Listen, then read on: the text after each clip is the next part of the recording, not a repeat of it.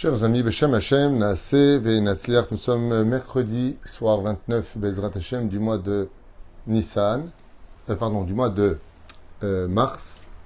Qu'est-ce que je raconte? Juste un instant. Ouais, c'est ça, le mois de mars. Le 29 du mois de mars et le Chet du mois de Nissan, le Chaim Tovim Ul Shalom. Un jour, un thème très intéressant qui nous a été demandé, Bezrat Hashem.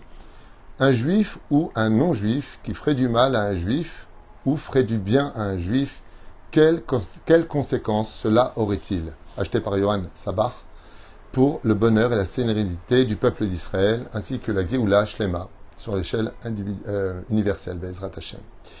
Alors c'est un sujet qui est très important à émettre, puisque la Haggadah de Pessah, à la veille de Pessah, on peut comprendre et voir de quoi est-ce que l'on parle.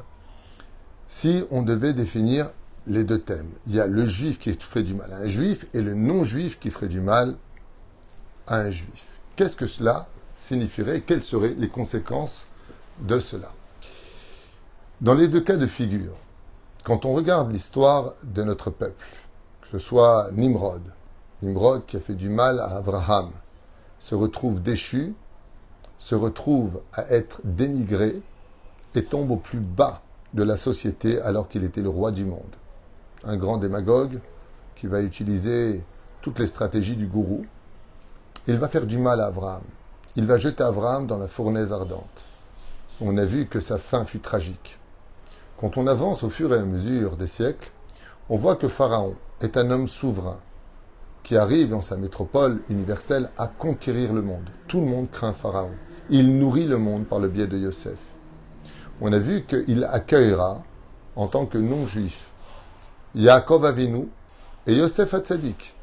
Il sera capable de ne jamais manquer d'eau et nourrira le monde. Parce qu'il a fait du bien, parce qu'il a été béni par Yaakov, eh bien, on voit que, Baruch Hashem, rien ne manquera en Égypte et il aura même une descendance. On peut retrouver d'ailleurs dans les Midrashim les mêmes causes et effets quand Yaakov arrive dans la maison de Lavan, où Lavan lui ouvre malgré tout les bras.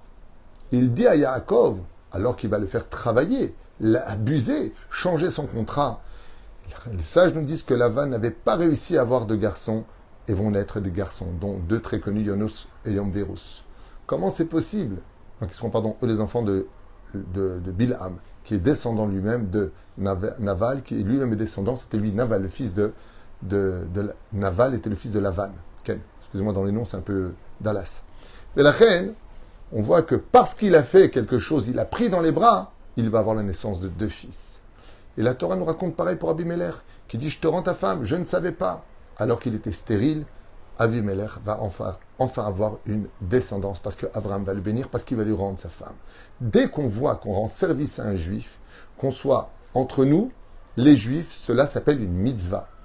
La Gemara nous dit, pour parler d'abord des juifs, ensuite des non-juifs, la Gemara nous dit, dans Masechet, Baba Batra Bedaftet Amoudbet, que tout celui qui fait du bien à un juif, celui qui va donner de la tzedaka à un juif, crée 6 anges. Quand il fait du bien par la parole, ou remonter le moral, ou l'aider à faire quelque chose, lui trouver un travail, il crée 11 anges. 6 et 11 égale 17. Tov. Qu'il est car Tov natat dilachem torati alta azovu. Sachez que tout le but de la Torah, c'est de faire du bien l'un vis-à-vis de l'autre. Et c'est pour cela d'ailleurs que, à la suite du Seder de Pessah, le lendemain, nous comptons la Sfirat HaOmer, qui est aussi le dénombrement de la mort des 24 000 élèves de Rabbi Akiva, qui avaient tous de la Torah dans les mains, mais qui ne s'honoraient pas les uns les autres, qui ne se respectaient pas les uns les autres. Et on a vu que la mort les a frappés. Un juif qui humilie son frère juif n'a pas de monde futur. Un juif qui descend son frère juif, et l'autre lui garde de la rancœur dans son cœur, peut lui bloquer tout son mazal. Le Créateur du monde nous dit que c'est tellement grave entre nous les Juifs de se faire du mal l'un à l'autre qu'on descendra au 5e palier du Guéhinam à cause de la faute la plus répandue et la plus connue, le Lachon Hara. Le Lachon Hara, c'est dire des vérités sur son frère juif à connotation péjorative. C'est-à-dire ce que je vais dire, c'est pas pour le remonter, c'est pour le descendre. Mais c'est une vérité. Le fait de le dire, pire encore, Motzi Shemra. Motzi Shemra. Il n'y a pas pire au monde de dire d'une personne qui est cachère qu'elle n'est pas cachère. Une fois posé la question à un Rav jusqu'où c'est grave, il m'a dit c'est grave au point que même si le Rav il pardonne, Dieu ne pardonnera pas. De dire d'une personne qui est cachère qu'elle n'est pas cachère, Akadosh Baruch Hu ne pardonnera pas ces personnes-là. Et on a vu que Dieu a détruit son temple parce qu'on se faisait du mal les uns les autres. Sinatrinam, la haine gratuite. Donc quand il s'agit de nous, entre nous les Juifs, pourquoi c'est si grave qu'on se fasse du mal? Quelles sont les conséquences? Eh bien, c'est comme quelqu'un qui prend un marteau et qui dit j'en ai marre de mon doigt. Et il frappe de toutes ses forces, qu'il oublie. C'est que ce doigt-là est relié à lui-même et que la souffrance revient automatiquement vers toi. Quand tu fais du mal à quelqu'un d'autre, sache que tu te frappes toujours toi-même parce qu'on n'est qu'une seule entité. Shema Israël, Adonai Eloheinu, Adonai Echad. Tu ne frappes que ta propre personne. Le peuple d'Israël, on est tous sur la même barque quand tu veux ruiner ton prochain juif. Si tu le ruines, tu te ruines. Mais tu oublies un détail, c'est qu'en le ruinant, en lui faisant du mal, tu l'empêches aussi de sauver d'autres juifs que toi tu ne connaissais pas. Comme je dis souvent, faites très attention quand vous renvoyez quelqu'un. Sauf si, bien entendu, il n'y a pas d'autre choix. À un moment, on n'a pas le choix. C'est un peu toute sa famille que tu punis, qui elle, par contre, n'a rien fait. Quand tu fais du mal à un juif et que tu lui prends son argent, quand tu voles un autre juif, tu as aussi volé sa femme d'acheter une robe, ses enfants d'avoir à manger à la maison. C'est toute une espèce d'effet domino qui se produit derrière. Et cela, même Yom Kippour ne pardonne pas. Tu pourras jeûner, pleurer, donner de la tzedaka, ça ne réparera pas. Il faut que tu obtiennes le pardon de celui à qui tu as fait du mal. Le pardon de celui à qui tu as détruit la vie. Dieu ne peut pas se mêler de cela. Ce qu'on sait par contre, dans la Torah, c'est que si tu n'as pas réussi à demander pardon alors que tu étais encore vivant, tu te réincarneras pour renaître dans ce monde juste pour lui dire pardon et rendre ton âme juste après, parce que tu n'étais venu que pour cela. La reine, on voit que les châtiments sont extrêmement rigoureux dans le ciel quand on se fait du mal les uns aux autres. Et regardez, aujourd'hui, ça fait 2000 ans qu'il n'y a plus de Beth Amikdash pratiquement. Le Beth Amikdash n'est toujours pas reconstruit parce qu'on commémore encore cette même haine gratuite et ce même Lachon Hara qui ne cesse d'animer nos lèvres et nos bouches et notre cœur, qui ne veut pas s'arranger en remontant les uns. Non, on va détruire les autres. Dieu ne pardonne pas à celui qui fait du mal à l'autre jusqu'au moment où il lui demandera pardon et l'autre l'acceptera. À ce moment-là, qu'ils ont fait la paix, Akadosh Baruch Hu prendra. Par contre, on a vu de l'autre côté que, bizarrement, chez nous, les Juifs, quand on se fait du bien les autres, c'est une mitzvah. On fait des mitzvot. On réalise l'ordonnance divine. C'est pas moins important d'être Shomer Shabbat que de faire du bien à son prochain, tant qu'on ne dévie pas de la halacha. En ce qui concerne les non-juifs, on a vu par contre que tous ceux qui nous ont fait du mal, comme je vous le disais, j'avais commencé avec ça et je suis revenu un petit peu sur les juifs, mais pour ceux qui suivent, on a vu Pharaon a tout perdu. Tu as fait du mal aux juifs. Tout ton empire s'est effondré. Tu étais la première puissance mondiale. Et jusqu'à aujourd'hui, tu n'es qu'un pays comme les autres. Intermédiaire pour certaines clauses, mais dans l'absolu, tu ne t'es pas relevé de ton honneur impérialiste dans le monde. Nigmar, tu as fait du mal. 10 plaies sont venues sur toi. Ton pays a coulé. On voit que toutes les nations qui ont assujetti Israël, la Babylonie, où est la Babylonie? Nabuchodonosor a fait du mal aux Juifs. Il s'est servi de beaucoup d'éléments pour faire du mal aux Juifs. Et qu'est-ce qu'il a fait? Eh bien, regardez sa punition. Le Talmud nous dit qu'à Kadosh Baruch Hu, quand est venu le moment de la punition de Nabuchodonosor, il lui a rentré une folie dans la tête, où Nabuchodonosor s'est retrouvé à vouloir marcher tout nu dans la nature. Il a quitté son palais, s'est jeté par la fenêtre et a commencé à courir intégralement nu dans les forêts et les déserts. Et qu'est-ce qu'a fait Akadosh Baruch Hu? Même si cela n'est pas très joli à imaginer, bien sûr, eh bien, il a mis dans le regard de chaque mâle du monde animalier sa femelle en chaleur. Ce qui fait que Nabuchodonosor, pendant 7 années de sa vie, jusqu'à la fin de sa vie, va se retrouver humilié sous les yeux de ceux qui l'ont connu à être la femelle de tous les animaux qu'il rencontrera sur son passage. Pour montrer son humiliation, lui qui était petit de taille, combien il a servi de serpillière pour le monde animalier. C'est pareil pour Titus, qui s'en est orgueilli, qui n'a pas hésité à verser du sang juif et détruire le Beth Amikdash. Il s'est vanté devant Dieu. La Gemara nous dit que quand il est monté sur sa galère pour rejoindre Rome, les vagues lui ont montré que c'est Dieu qui menait l'histoire. Alors il a dit à Dieu, ah, si j'ai compris, t'es naze sur terre, en fin de compte, t'es comme Poséidon, tu n'es fort que dans l'océan. Tout de suite, la mer s'est calmée et son bateau a accosté beaucoup plus vite que l'a prévu à Rome. Et voilà qu'en arrivant dans son palais, sur son trône, à se réjouir et montrant son glaive en disant c'est avec ce glaive-là que j'ai déchiqueté la parochette, le fameux rideau du Beth Amikdash qui menait au Kodesh HaKodashim, eh bien, pendant son sommeil, Akadosh Baruch Hu a fait rentrer un petit moustique, pas très gros, petit, par sa narine, qui est monté jusqu'au cerveau et qui s'y est installé. Et voilà qu'elle a commencé à lui dévorer le cerveau. Et Titus a commencé à hurler de douleur, et de douleur, et de douleur, sans fin. Quand il mourut, alors qu'il avait tout essayé en faisant jouer des tambours près de sa tête, pour essayer de calmer cette douleur infernale, eh bien, on lui a ouvert le crâne pour voir qu'est-ce qu'il y avait dedans. Et on y a trouvé un moustique qui était aussi gros que la taille d'un pigeon à la place de son cerveau, car ce moustique lui avait dévoré le pigeon. Par contre, ce qui est très intéressant, c'est celui qui était le prédécesseur de Titus, qui s'appelait Néron. Et lui, Néron, en réalité, celui qui va brûler Rome, en essayant de faire venir le Melech HaMashiach, parce que le Messie ne viendra que quand Rome sera tombée, dit le Talmud, eh bien, il s'est passé quelque chose de très intéressant. Qu'est-ce qu'a fait Néron? Il a pris une flèche, il l'a lancée vers Jérusalem quand il était venu conquérir Jérusalem. Et alors qu'il était à plus de 5 kilomètres de Jérusalem, il voit la flèche partir de façon surnaturelle et arriver jusque dans le parvis du Beth Amikdash. Néron, donc, dans ce cas-là, tire, non pas dans la direction du Beth Amikdash, mais sur sa gauche, et il voit de ses propres yeux la flèche partir en direction de Jérusalem.